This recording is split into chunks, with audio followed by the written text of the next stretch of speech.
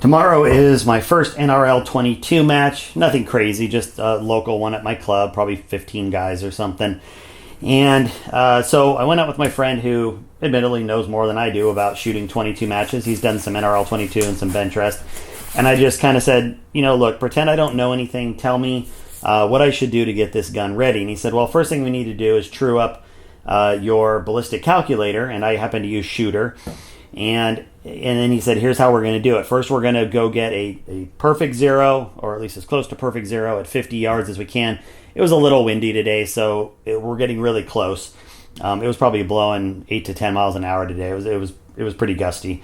And so we went out to 50, and this is not the exact target. This is some other stuff, but just to give you an idea, I went out and we shot some groups, and I was using my Ely match. Ultimately, I switched over to Ely 10X, but zeroed it at 50 yards with the Ely match. And then I think I shot a couple more groups, just say like here and here. Just made sure that, the center line was pretty much matched up. And again, this is not the exact target I did it with. But so then once we knew it was at 50, I took my scope, zeroed it so that the zero stop was at 0. And then came up roughly, I'm shooting an MOA scope for NRL22. So I came up about 7 minutes, which is about what you'd want to do. And then what I did is kept dialing until, I don't even know if I have that target. This was after we were shooting some match stuff. Anyway, so what we did is we went out and did the same thing. So I put out a dot on a target. We kept dialing up until we hit it. And I think it was like 7 1/4. And then did that a couple times. And so then we knew that, it was 6 1/4, sorry. We went down to 6 1/4 and then came back to 0, checked 50 again. Both of those aligned. So then, and I'm going to pull up Shooter here for you, and you'll see it here on the screen in a second. And here's what we did. So I put in my firearm. Here's my CZ457. Oops. So we're going to edit that just so I can show you what I did. So I put it in, I've got the barrel twist, my sight height is 2 inches, 1/4 inch MOA, so that's great, save that, we're good to go. And then on the ammo side, I've got my Ely and my lot number. I actually, at this point, had gone to the Ely 10X, which was shooting just a little better for me. So this is the actual Ely 10X that I was shooting. And what we did is we went in and changed right here with the feet per second, and got that as close as we could, and then played with the BC here until it matched up to where, once you're done here, when you hit calculate, now if I go to 100 yards, it goes to 6, right at 6 1/4. I think I made a slight adjustment after we did it a couple more times. But anyway, we kept adjusting the ammo here and making corrections on the muzzle velocity and on the BC. So I think I want to be at like 6.2 because we were messing with this afterwards. So let me see what happens if I go to 10. So we're done with that. So 6.1, so just a little bit more. So we're going to go back and we're going to slow it down. He was showing me something else and I forgot that we messed with this.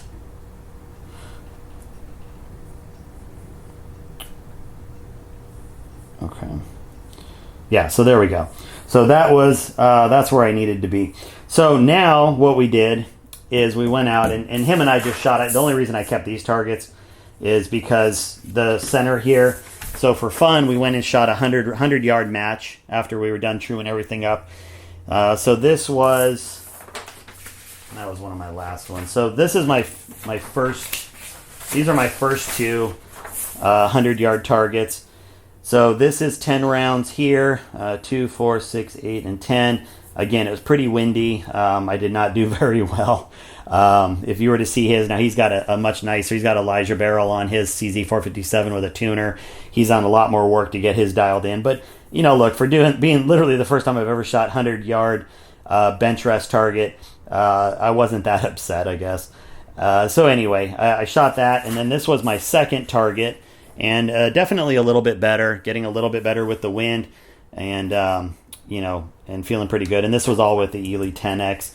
So then we went and did that again, and this was my next one right here. and I felt really good about that. That one wasn't quite a broken line, so I dropped one, but really felt a lot better about the hold-offs.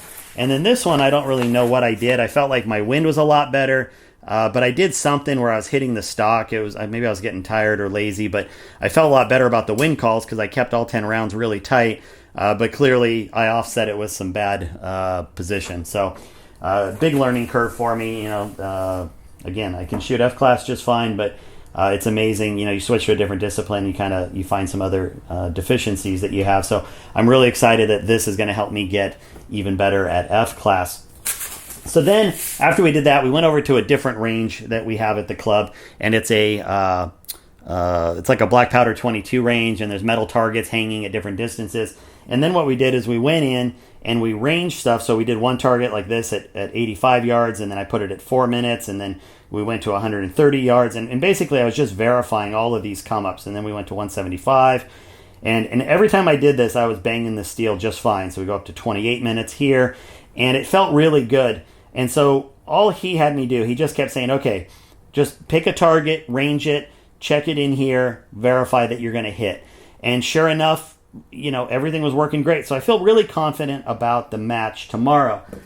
So what am I going to do? Well, I'm going to go through the program for tomorrow. I'm going to look at all the distances that we are shooting, and I'm going to go into shooter, and I will come up with all the numbers ahead of time, so at least I have some idea.